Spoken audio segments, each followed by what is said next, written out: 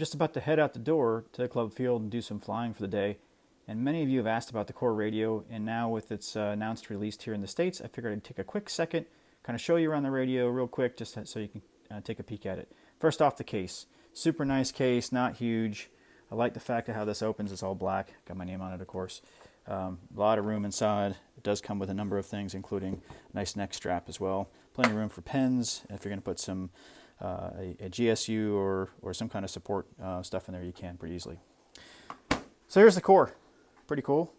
This is actually where the antennas are. If you notice in the back here, this is actually the handle too, and you can see it has like a little grippy thing on the back here. So when you pick this up, it feels really nice to grab.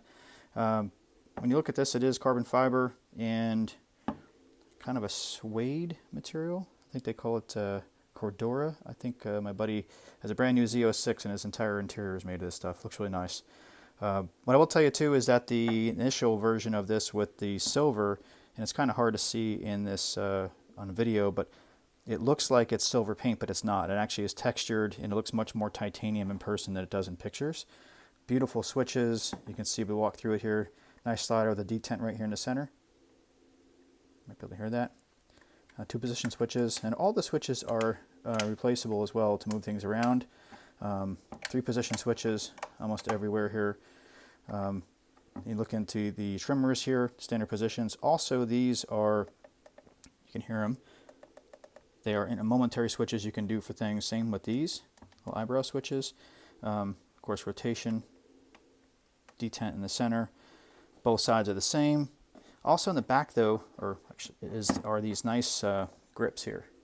So you can see these pieces here, which at first I didn't really understand, but actually when you set the radio down, it helps so you can just stick your hand under it and grab it. Now, the other thing too is that when you're holding the radio, your hand kind of tends to do this.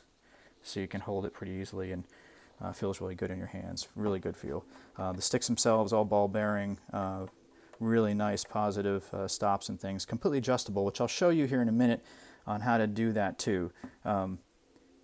Also, to turn this on and off, this works like PowerBox products, right? It is PowerBox, so to turn it on, many people don't know how to turn it on. You just hold it in like a normal PowerBox switch. It turns red. You press it again, and it starts to do its thing. You see it's green now as well. So it'll take a couple seconds for it to get started.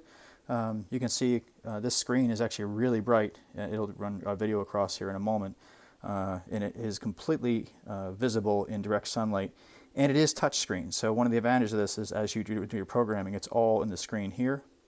While it's getting started, we'll show you the front cover here. Oops, put this in my video here.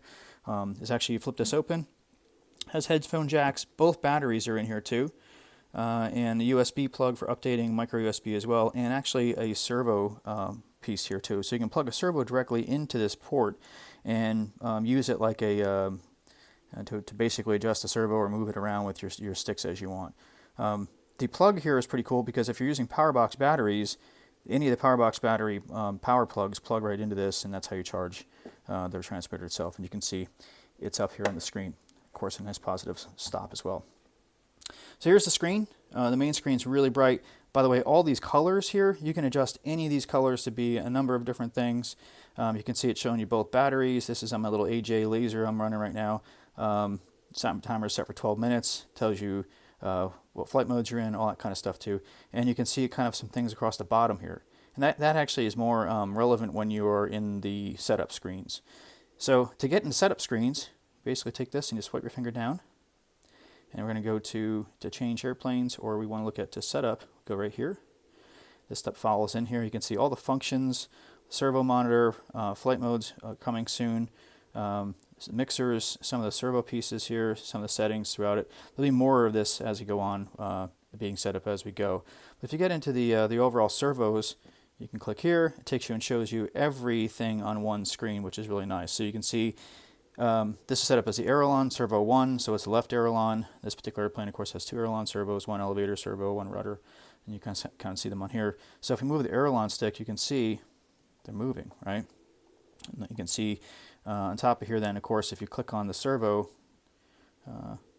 tells you you can change the name of everything you want. You can change what the trim steps are, what direction it is, all those types of things in here as well. So it's a nice screen where it shows you everything that goes on with every servo, the direction, and how it's linked up. So if you go back, these little back arrows, it takes you back one.